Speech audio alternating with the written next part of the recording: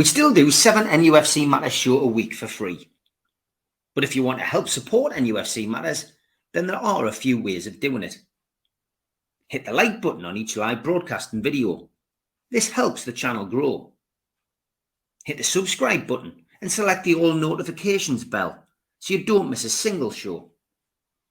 If you want to help us financially, then you can join the channel using this button with the membership starting at $1.99 a month. Or you can drop us a donation in the chat using a super sticker. We're also looking for sponsors. If you'd like your brand advertised on the flyers for the show and featured during the ad break, then email john@nufcmatters.com to arrange today.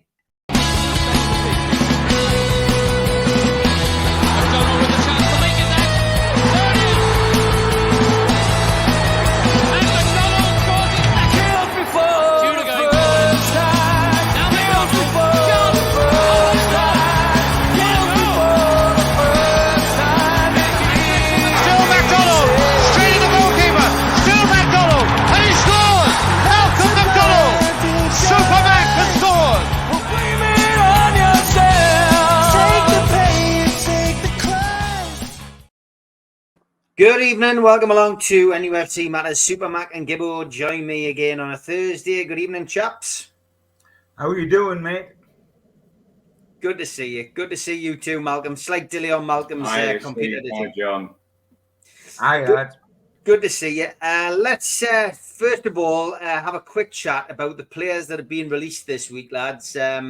Departing Magpies, John, Paul Dummett, Matt Ritchie, Loris Karius, Kel Watson, Jeff Hendrick are the notable players that have been in first team action over the last few years, and no surprises in that list, I would say, John. No, none whatsoever.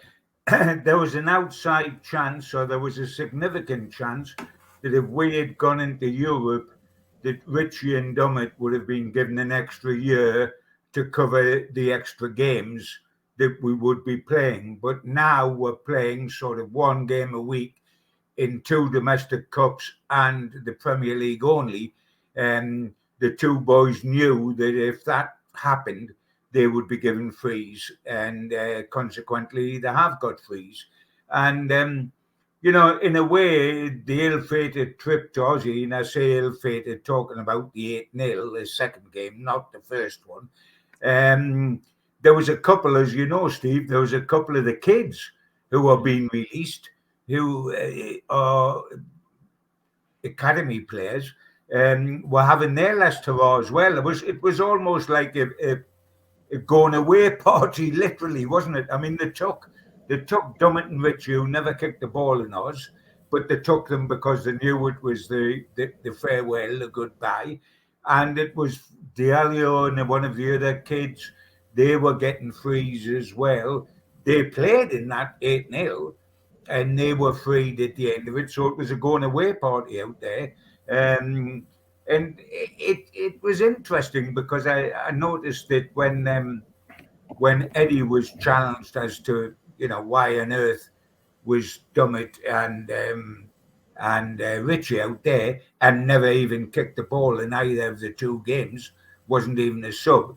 He said he didn't want to get them the risk of injury if they were getting a free transfer looking for a new club. And that reminded me a little bit about Michael Owen. Remember when, according to Big Alan, Michael Owen was very reluctant to play for him the season we went down under Big Al's caretakership, because he didn't want to get injured because of his free transfer coming up, and he'd already got Manchester United lined up.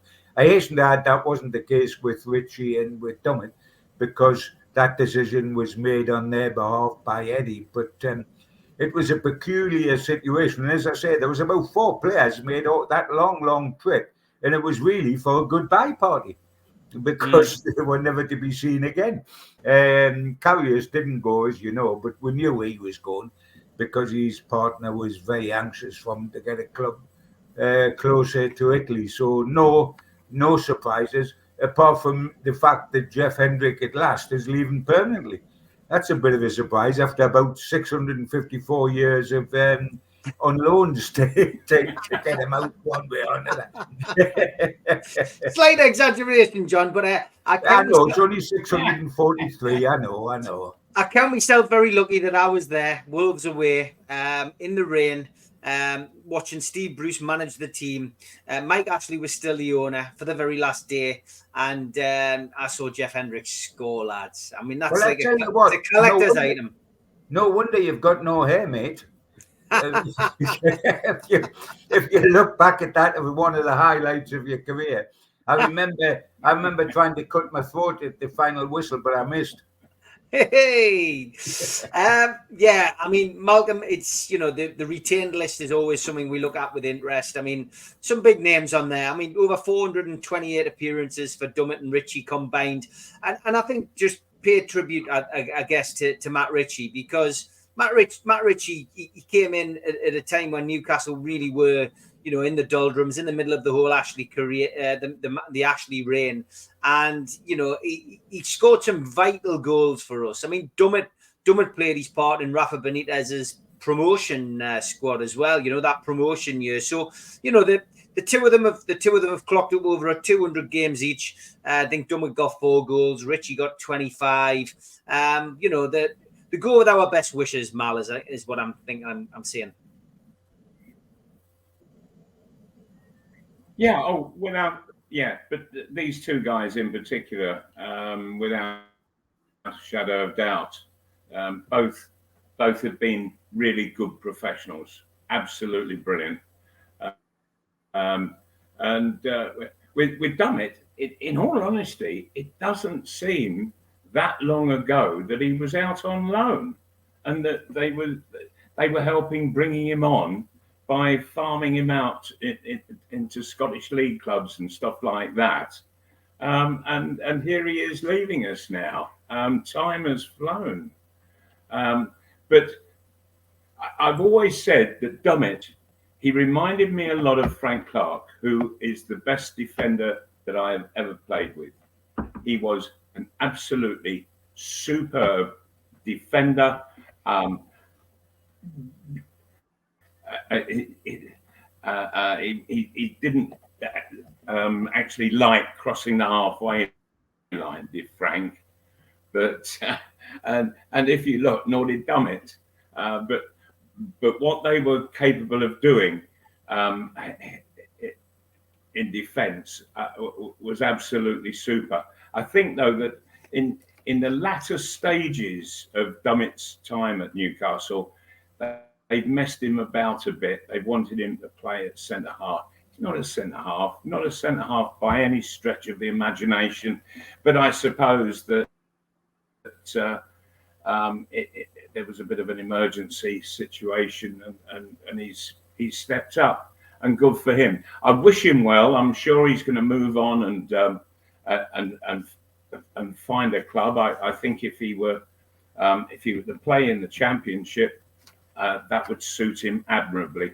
I think, and he'd be a star man defensively there. And with regards to Ritchie, I've always liked Ritchie. Some of his service to his teammates has been absolutely tremendous. And again, here's another guy who for a long while was played totally out of position, and he went there.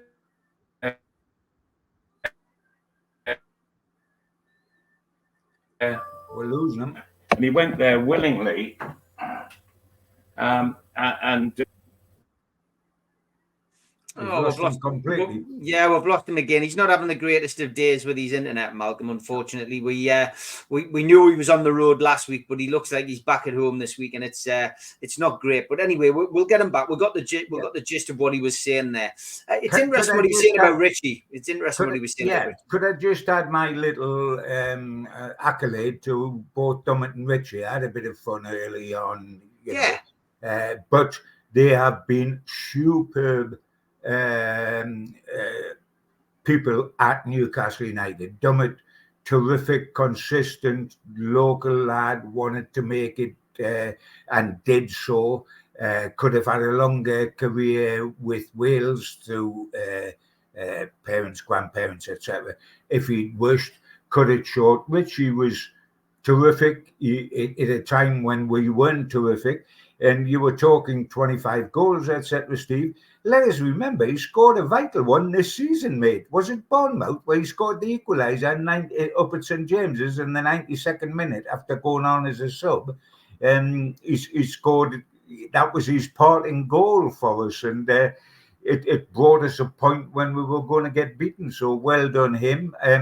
It's a shame that Paul Dummett's sort of final act in the first team really was, the penalty giveaway at St James's Park when we drew 1-1 and lost a couple of points. But he'll be remembered with affection, will Dummy, and so will Ritchie. They've both done us proud, and they leave, I think, with the thanks of all Tyneside. Yeah, I agree. I haven't had much time to pay a tribute to them myself on the platform, and with Malcolm having his internet issues, it gives us the opportunity to do that. Paul Dummett has been absolutely, superb. He's been at the club, from boy to man.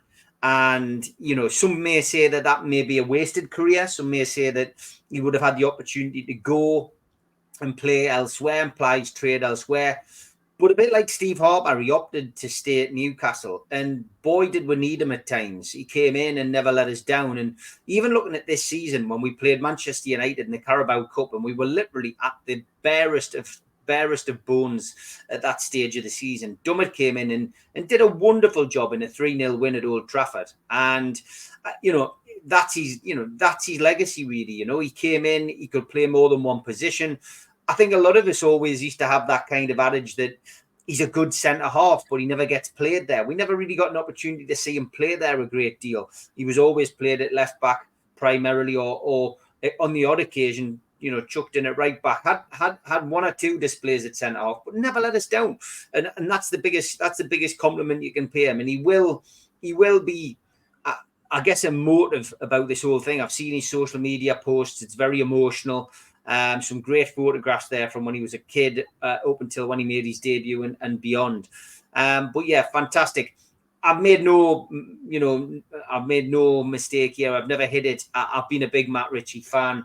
I always have been, and I always will be. He came into the club when, we won't be doing talk-ins with the squads that we had under Mike Ashley. I know we've recently seen one with Jonas, and Ryan Taylor and Perch, which Pete Graves put on at the Tyne Theatre. But, I don't think that those eras are held as in high esteem as maybe, say, the Entertainers or the Fairs Cup lads are. And the Fairs Cup lads won something. The Entertainers entertained us.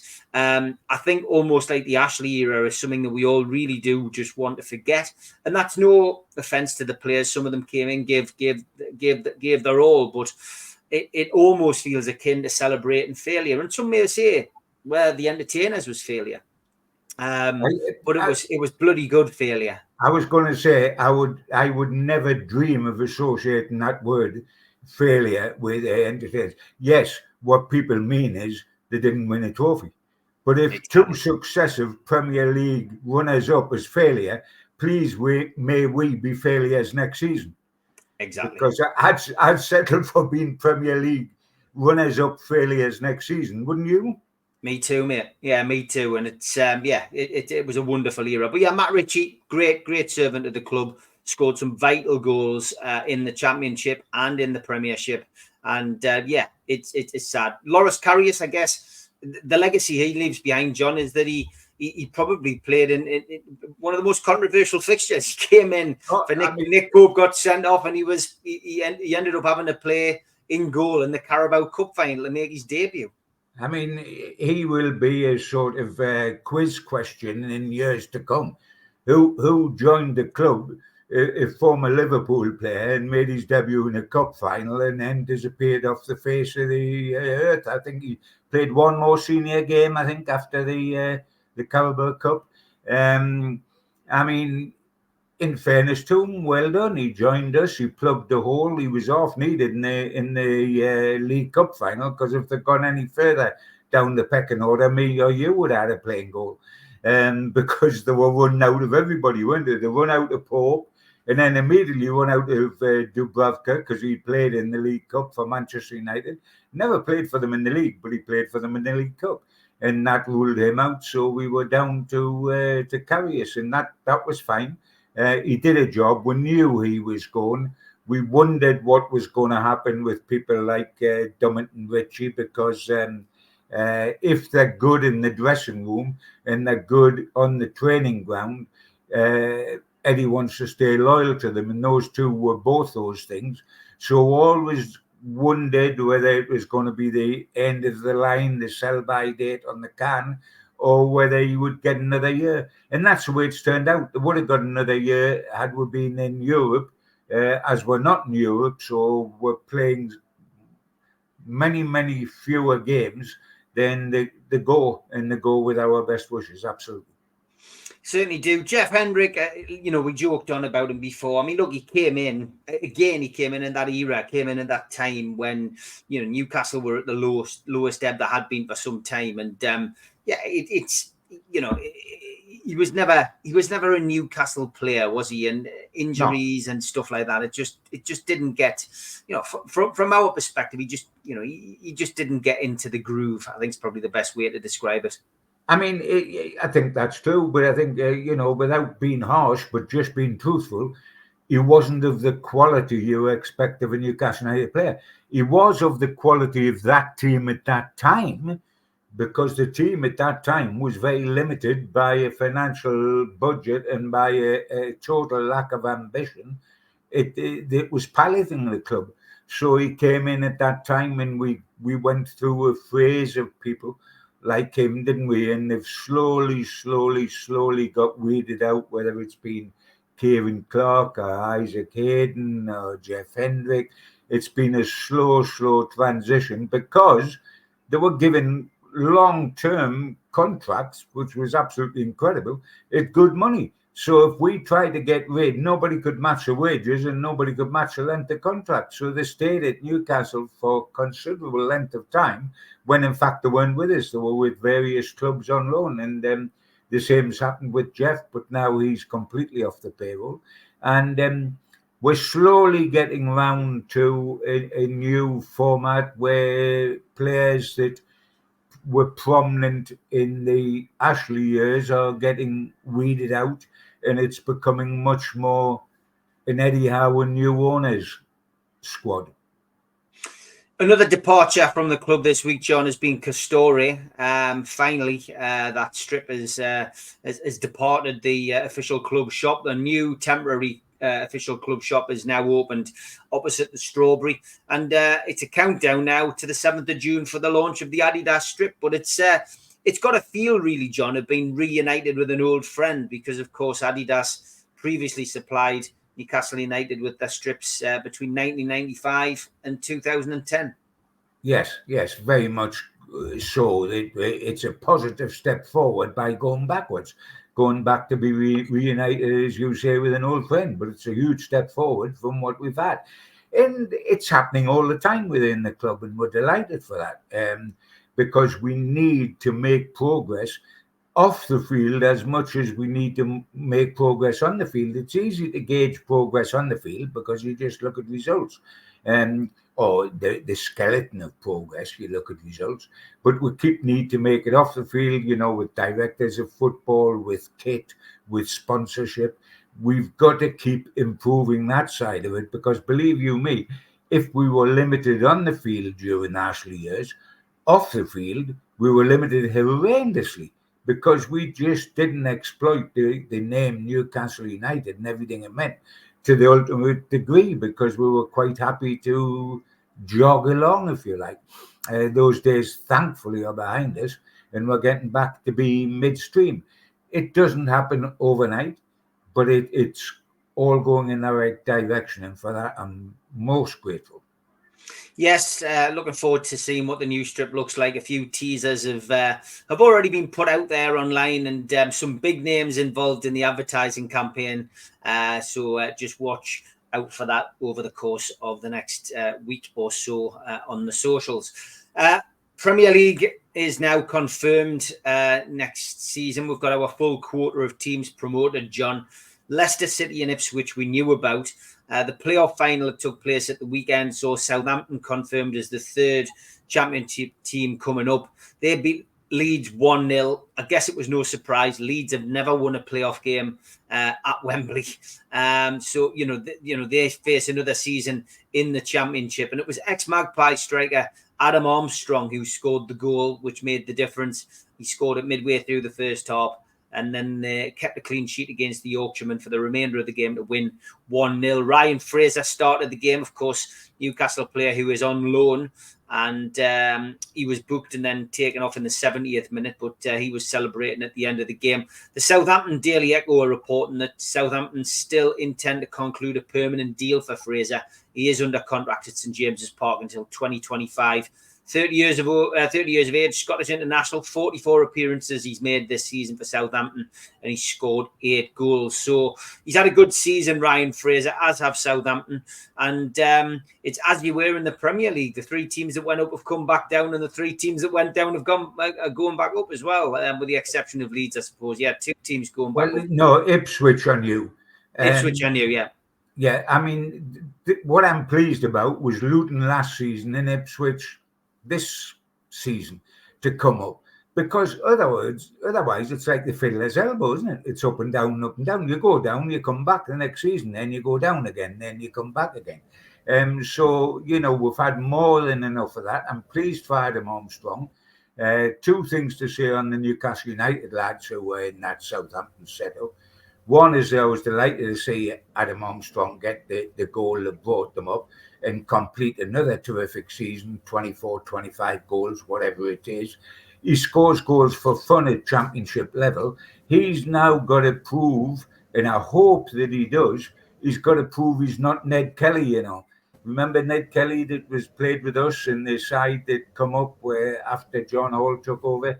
I mean, Ned Kelly scored goals for fun in the championship, but never scored them in the Premier League. And Armstrong has scored goals for fun in the championship with Blackburn when Tony Mowbray had him, and now with Southampton. But he is very, very keen to prove he can hack it in the Premier League. And I would like to see that happen for the boy, because he's worth that chance.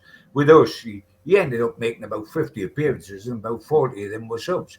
So, it's new to him, and I hope that he makes that big step up. As far as Ryan Fraser is concerned, he wants to go to Southampton. Newcastle United want him to go to Southampton, and Southampton want him. So let's get the deal done, because that's another one that we need.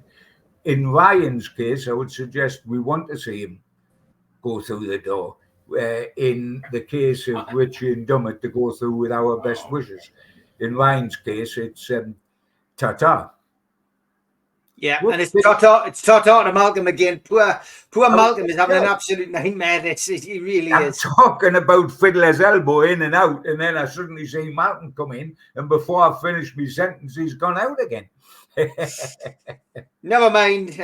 We will try our best to get Malcolm back for next week. It's unfortunate, but he didn't have the internet last week. I even got stopped in the street this week. Somebody said, "Steve, what happened to Malcolm last week?" Well, he was away last week using a different internet. He's having computer issues, and you can hear the frustration in Malcolm's voice, unfortunately. But we will attempt to get him back in due course. But the elephant in the room, of course, other than Malcolm's internet, John, is that the FA Cup final. We were relying on Manchester United getting beat off Manchester City to get Europe. Let's face it, John, we shouldn't, a club of our stature, Newcastle United, we shouldn't be relying on Manchester United losing a game to get to Europe. It was 11 games away from home that we didn't win, which is the reason we're not in Europe, John. No question. I mean, I was decimated because I felt that Man City would do Manchester United in 8 games out of 10. Man City would do Manchester United. They didn't on this particular day, and I was so deflated and so annoyed and so irritated that it was Manchester United that stopped us, because it's always Manchester United. I mean, if we go back to blowing 12 points to take the first top flight championship we would have had since 1927. Who did we blow the 12 points to? Manchester United. We finished runners up the next season. Who to? Manchester United. We played in, when we got the new setup at St James's Park, we made the Carabao Cup final last season, lost Nick Pope freakishly to a ban, and who did we lose to in the final? Man United. It's always Man United, and that irritates me more than anything at all. But yes, Manchester United didn't really prevent us being in Europe. We prevented us being in Europe. When we play Luton twice and get 1 point, when we play Bournemouth twice and get 1 point, when we play Everton twice and get 1 point, and when we lose at home to Nottingham Forest, that's why we're not in Europe.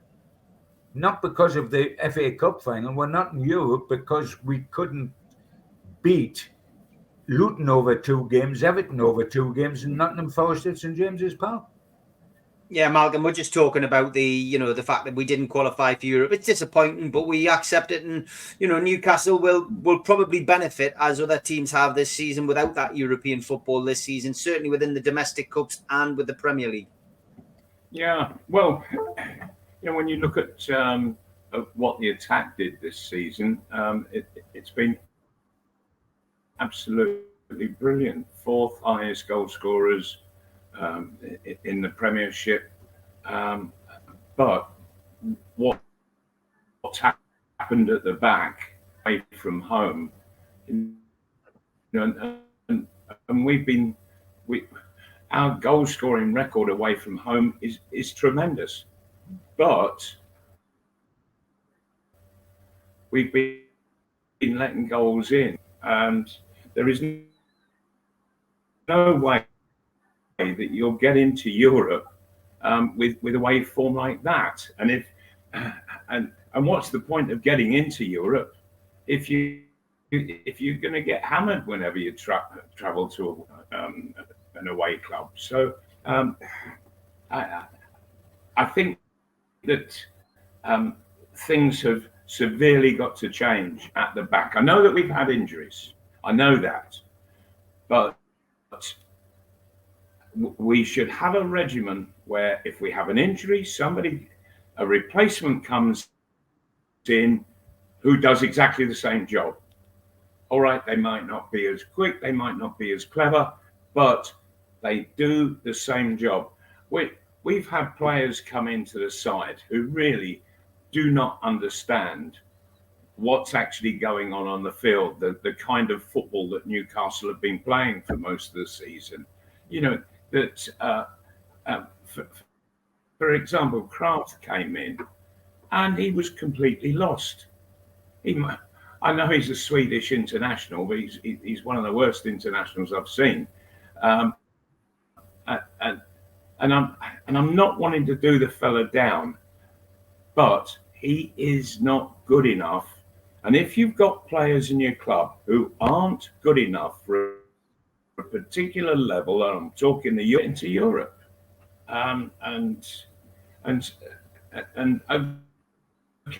okay, we've had a lot of injuries.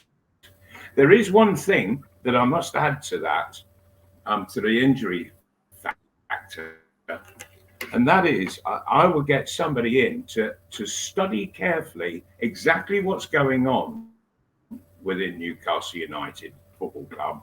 Because if you look at any part of the season, there were more long-term injuries out than short-term. Very few short-term injuries.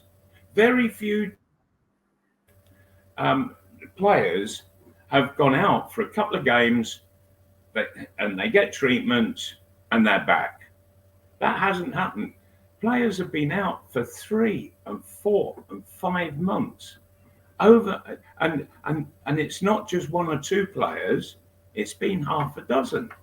Well, there's something wrong, because if you look at other clubs, there aren't those kind of injuries. I have never known such a huge number of long-term injuries happen all in one season. So what is it? I know that there's been a change around in physios and what have you, But before you need a physio, you need to be injured.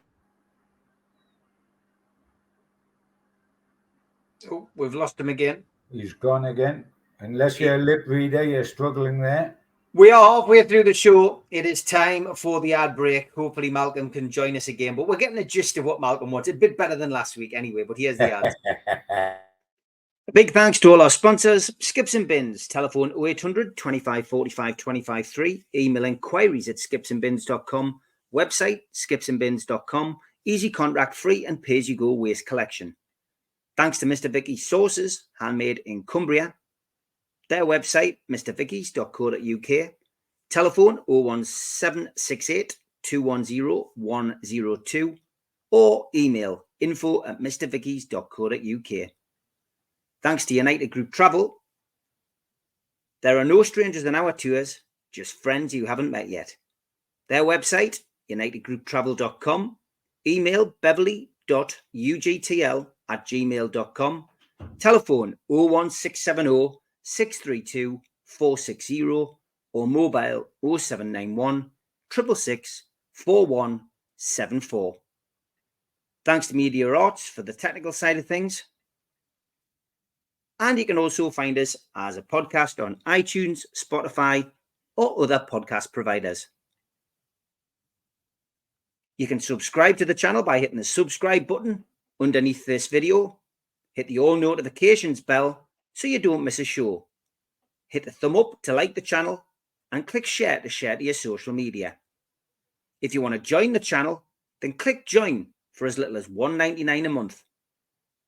If you want to become a member for a one-off £25 payment, email john@nufcmatters.com or go to membership at the website nufcmatters.com. If you've got a smartphone, hold your camera over the QR code and it'll take you straight there. We also help the food bank on this channel. Go to nufcfansfoodbank.co.uk to the matchday bucket and you can leave a virtual donation today. And don't forget the end of season do. Supermac and Gibbo, George and the Longsands do an acoustic set on stage. Tickets are a tenner for Dementia Matters, the charity based in Newcastle. Tickets are available for a tenner from nufcmatters.com or newcastlelegends.com. 5 o'clock until late. Look forward to seeing as many people there as possible. And Gibbo and Rob Lee will be on at the City Hall, the O2 City Hall. Tickets are £15 and you can get them from ticketmaster.co.uk, and that is Friday the 2nd of August. So a nice little talk in there to build up to the new season that we are all already getting excited about. Okay, I sent the lads, as I sent everybody else, some questions this week. Hopefully Malcolm will be able to survive this part of the show. So I'm going to come to Malcolm first for his player of the season. Malcolm, who was your player of the season? Right. Well, from the moment I first saw the question in your email, I have been arguing within me over two players, and that's Gordon and Isak. And I can't split them. I think they both had absolutely fabulous seasons. Isak with his goal scoring, Gordon not only with his goal scoring, but he's made goals, and I think his game has just come on tremendously, and I really can't split the two of them. So I've got to say that they're going to have to cut the cup in half and take half home with them. Malcolm, I'm going to stick with you because your internet's good at the moment, and we would like to get your full opinion. So, who is your young player of this? Who's your young player? Yeah, we've got a really heavy storm. I don't know whether it's that's causing it. Right, young player of the season for me is Livramento. I think it's been absolutely tremendous when he's come on. I think he's going to be one hell of a player. And I'd like to see him in the side playing on a regular basis. And as, I think as much as everybody on Tyneside has taken Trippier to their hearts, and I'm just left with question marks as to whether Trippier, after this last knock that he was out with, whether he's ever going to be quite the same again. We'll have to see. But for me, the young player of the season is Livramento. Okay, and the Do you want me to go next through one, the list? Yes, please, Malcolm. All right. Well, the goal of the season, and I've looked back over all the goals, and there are so many, because some of the goals that we've scored this season have been absolutely fantastic. They've had us on the edge of our seats, I think. But if I'm going to pick one, I thought it was just absolute superb team play that led to a really well taken goal, and that was Bruno Guimaraes away at Fulham, down at Craven Cottage, and it was the only goal of the game. It won the match for us after Fulham had sort of pretty well battered Newcastle at times, and Newcastle came back in the last 10 minutes and scored this goal, and it won a game. It was just one of those goals where all of a sudden some fantastic football took place, and then it went. So for me, Guimaraes down at Fulham. Okay. My match of the season. My match of the season is Paris Saint-Germain at St James Park. It was just absolutely incredible. The atmosphere was amazing, and the goals were terrific. And when you think that, I think Newcastle, they had about 30% of possession, and yet they scored 4 goals. That was quite amazing. And one of the best sides in Europe were only able to, I think they mustered 1 shot from all that possession that they had, and scored with it. So, yeah, that Paris Saint-Germain, and the atmosphere, wasn't the atmosphere something wonderful at St James Park? So the next one is the best signing, and I've gone for Livramento again. I think he's been a terrific signing, and I really do have a powerful feeling that this lad is just going to go on. And if we don't see him play in the next 2 or 3 years in the England side, I should be very, very surprised. Very surprised indeed. And marks out of 10 for the season, I've given 7 out of 10. And the reason for me scoring in that way is that brilliant what we did going forward, but oh dear, how we let it down at the back. And so sort of 6 of those 7 points are for the forward line. It was a shame because the season before we had sort of we had looked really solid at the back, but this season maybe it was all the injuries that were suffered, and players out for long periods of time. But I've gone for 7 out of 10. Oh, now there was one further question that you added, John, I think, to the list for the best assist. Yes. Yeah. Best assist. Now, right, and the best assist that I saw, and I have racked my brains. I've gone through all of the fixture list for all the games, and I cannot remember who it was that supplied Murphy and who it was against, but there was an absolutely brilliant ball that Murphy played into the box, and a goal was scored. And for the life of me, I just remember Murphy just getting the ball in, and I as it was on its way, I said to myself, "Oh, what a ball that is!" And a goal resulted, but I cannot remember who the opposition was or which the game was. But yeah, for the goal assist, Murphy, and I think that I think that it's been a brave decision by the manager to keep including Murphy. But what he does is he does a lot of things wrong, but Murphy does an awful lot of very positive, very good things. And it's well worth a place in the side to have him doing those. He's got one of the best shots in the whole list of players at Newcastle. He will score goals, he will make goals, and so for me, I'd have Murphy in my side any day of the week. He's my kind of wide man. He gets the kind of crosses in that I would have loved, Shearer would have loved.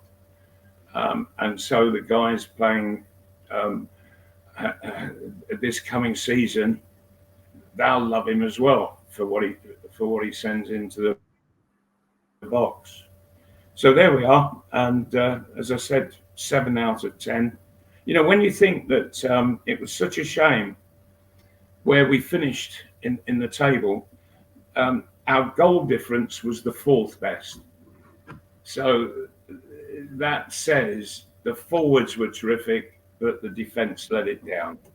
So we know where a lot of hard work has got to happen. 1 or 2 signings certainly through the close season, and let's get that defence boosted, ready for the first game of next season. Great stuff, Malcolm. Internet held up. What about you, John? Do you want to go through your list now? Yeah. Player of the year, I always on everybody considered 1 or 2, and I think for each category, and I think it's worth quickly mentioning them. Player of the year, I've gone for Gordon, just edging out Isaac, and I agree with Malcolm. You could go either way with those 2 boys.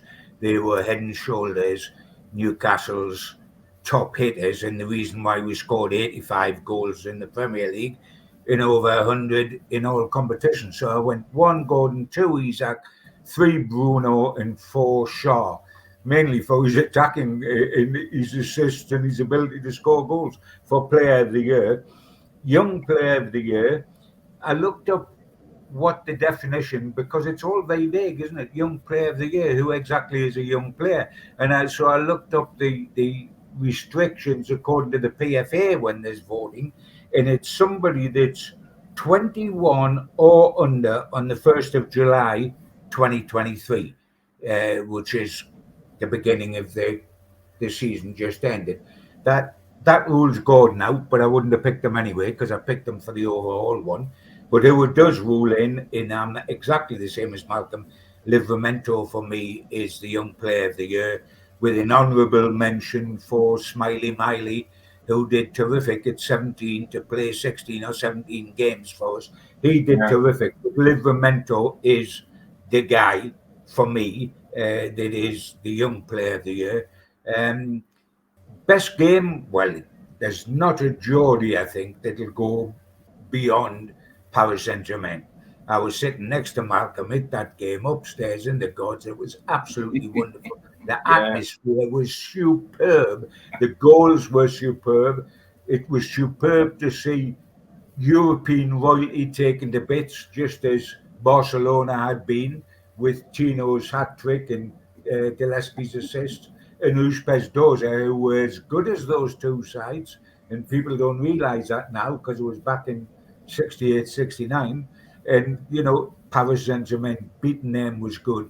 The honourable mentions, just very quickly in passing, The way we started the season, Villa 5-1 on the opening day, boy, did I enjoy that. And boy, did I think it was going to be a great season. And boy, did I think we weren't going to let in goals, but we were going to score goals and we were going to get back in Europe. All of which was wrong, of course. But Aston Villa 5-1. I love beating Arsenal 1-0 because I love to see Arteta whinging, because what a whinger. I loved the well-smacked face. There were 74 reasons why the goal couldn't be given. Well, VAR agreed that it was a goal the whole way. Loved that. Loved the stuff the Mackems at Mackemland, and loved an 8-0. Loved West Ham 3-1 down to 4-3. So all those things. Goal of the season, funny enough, and this would interest Malcolm, I agree with Malcolm's choice of player, but I've chosen another goal that he scored that season. Bruno's my goal of the season, but the one I picked is when we won 3-2 at Forest and there was a cross into the area. He was inside left and he took it on the outside of his right foot and guided it back into the top corner. And I mean, it was stupendous skill. He didn't try to kill the ball. It was the outside of his wrong foot, if you like, because it was coming onto his left foot. He took it to his right foot and he just swept it in the top corner. Oh, that's quality. Quickly on that, what did I consider? I considered Joe Linton against AC Milan when he put us ahead, and we should have qualified for the Champions League knockout, then the Europa League, and then we got out because we lost the game. But Joe Linton on that goal. Shaw, the last goal against Paris Saint-Germain. Remember when he played a 1-2 on the edge of the edge of the box and lashed it in the top corner. And I thought, what a way to finish that. And the last one I considered was Isak. I had to consider Isak, 25 flipping goals, but every one, apart from his penalties, was just elegance, poetry. This is the one against Spurs when we won 4-1 and he sat the defender down. You remember he got the ball in the box. He just, instead of shooting, the guy come flying in. He flew in all the way to Lees's Park without stopping because he just checked, pulled it back and clipped in the corner. And I thought, definition of quality. And by the way, the defender that went slipping into Lees's Park was the one that was a double-page spread in one of the Nationals, saying he was the fastest defender in the Premier League and the greatest thing since sliced bread. He didn't look great that day. That's right. They were the goals.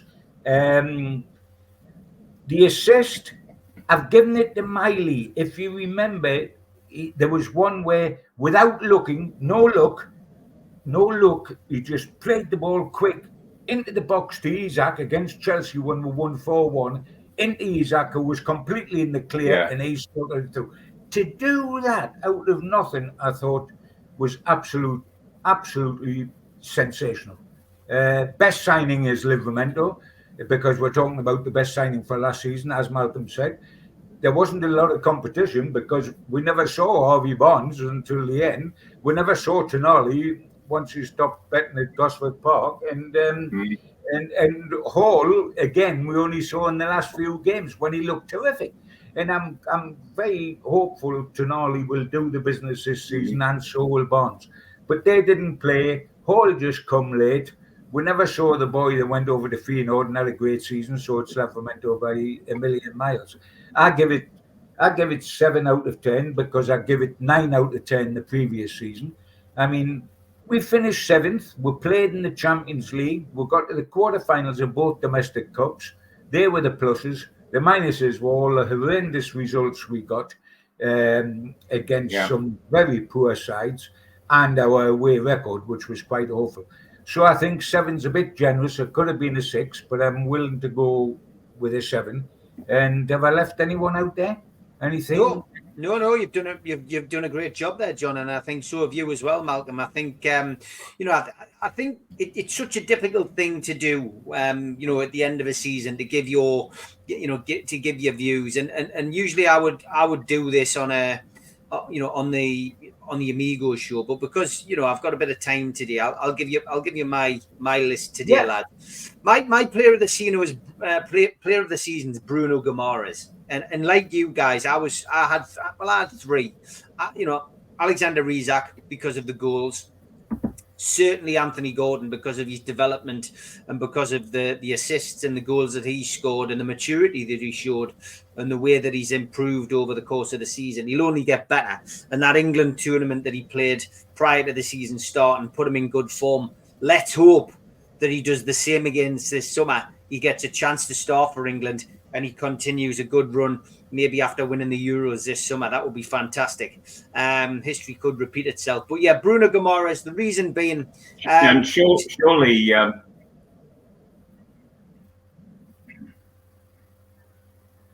Go on, Mal. He is, but we can't hear him. Oh, sorry. I was going to say, surely Southgate must play Gordon on Monday night. It's there at St James Park. Oh, he will. Surely he's got to put Gordon out in front of the Newcastle. He will do, I'm sure. But yeah, Bruno Guimaraes for me he really, I think, showed a different side to his character this year. We had that long period of time where he had this, to stay off the bookings and he pulled the strings in midfield. And in a season where people were dropping like flies, Bruno didn't. He raised his game. He showed a side of maturity that we hadn't seen. Scored some goals, created a lot more. But I just think overall, for consistency, I gave it to Bruno. He was almost an ever present, and I just think we saw a different side to him. So he was my player of the season, my young player of the season. Again, like John, when I put that down there, I did check it, to see what the age group was. I always felt this was going to be Elliot Anderson's season, but it's credit to Lewis Miley for me. Lewis Miley was absolutely brilliant this season. For such a young boy to take on the mantle of a man, we often have said many times when we've seen young players come through the academy, if you're good enough, then you're old enough. Well, I think Lewis Miley has proved that. He's been absolutely superb, and he'll only get better. He will only get better. 28 appearances in a black and white shirt this year, and his first Premier League goal as well to boot. A lot more to come from him, and I'm sure he will develop. So he was my young player of the season. Again, like a lot of the lads this week, I've gone for Harvey Barnes' second goal against West Ham. I really enjoyed that game. It was a thoroughly enjoyable game. It was a game which, like the PSG game, had a great atmosphere. But Harvey Barnes, I guess, so many of his strikes this season, since he returned from injury, will have been born of frustration because he was brought in to do a job and he hasn't been able to do it because the most unluckiest injury. But yeah, Barnes' second against West Ham for me. Match of the season has to be PSG. We went into that game against Mbappe and all, and I genuinely didn't think we stood a cat and hell's chance of doing anything against PSG, home or away. Unfortunately, it was Dortmund who proved to be our biggest problem in that group. But PSG at home, it brought back memories of Barcelona. Of course it did. It was the Champions League. It was the Champions League music. It's standing there with your friends and your family and just listening to that music and then watching the real Newcastle United turn up and do the business. And that's what makes supporting this tin pot mad club at times. It's what makes it enjoyable nights like that, because you just never expect a result and then it comes in style. And Mbappe looked a shadow of his former self on St James's Park, and that was absolutely fantastic for me. Great night, great to see. One which will, of course, live long in the memory, like the 5-0 against Man United, like the 3-2 against Bournemouth, like the 5-1 against the Mackhams. I could go on, but you know where I'm coming from. Best signing, it's difficult because, Tonali, of course, was suspended for all of the season, from those early days. I think he probably would have gone on to be the best signing. But Tino Livramento, for me, has been absolutely outstanding. What a player, what a snip, and somebody who will certainly not only go on to play well for Newcastle United, I'm sure, over the forthcoming seasons, but will also be a regular for England as well. And Tino Livramento, outstanding. The biggest compliment you can pay him, we didn't miss Kieran Trippier, and it's as simple as that. Marks out of 10 for the season. I think the average has been 7, and that's what I'm going to go for. I think 7 is a fair reflection on what we achieved this season. We were in for a run-in for Europe towards the end as well, despite the injuries, despite having to cope with Champions League football for the first time in many seasons. But I give the lads credit. They gave that all. And there was a flag made a few years ago about it, and Bobby Robson talked about it as well, about you just want a team that tries. We had that this season. We had it last season, and we had it the season before. Nothing's changed. Eddie Howe's still getting blood out of the proverbial stone, and let's hope that Eddie Howe gets a bit of support in the transfer window this time round and has a chance to bring in some players to bolster this squad, to replace some of the outgoings, and really give us a good crack at finally ending that trophy drought which we've all experienced since 1969. So that's the answers to mine. The assist, I'm going to be controversial, John, because you chucked this in. Any assist by Jacob Murphy for me would win. You know why? Because I never expect them.